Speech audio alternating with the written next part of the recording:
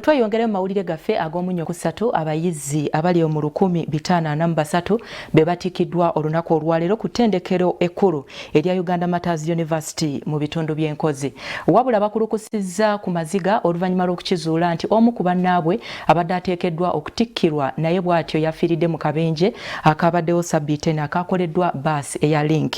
Amatikkira amalala gabadde ku East African Polytechnic College ekyambogo.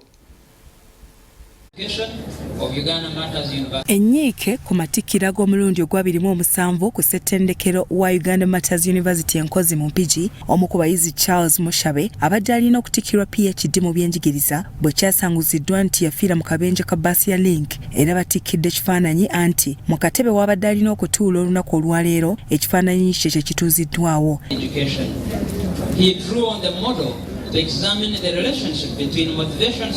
Abayizi 1543 be batikkiddwa mu masomo ag'enjawulo nga kuno kubaddeko abawala 794 wamu n'abalenzi 749, era bano Ssaabaminisita Robinah Nabbanja Musafiri y'abadde omugenyi omukulu ku mukolo gwabwe n'abakubiriza obutanyooma mirimo. Ssaabaminisita ategeezezza nti gavumenti yagenda mu maaso n'okukwasizaako amatendekero akuwenannyini.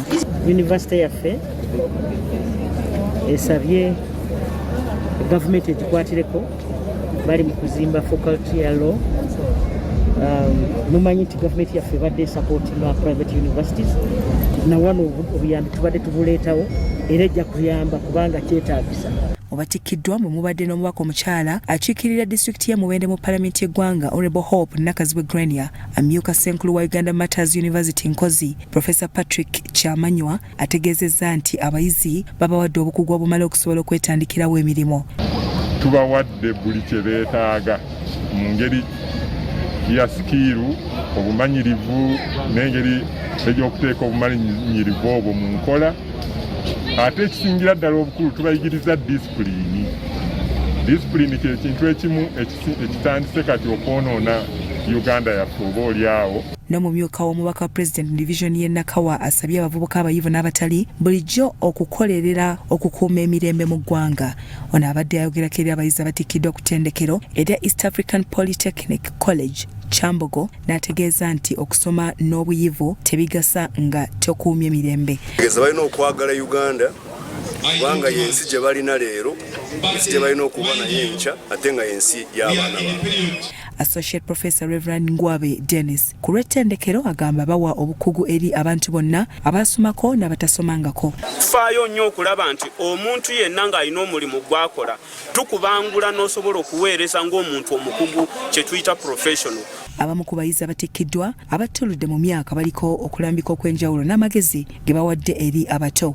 Mpandiise ekitabo ekiyitibwa Obwavu ewaffe.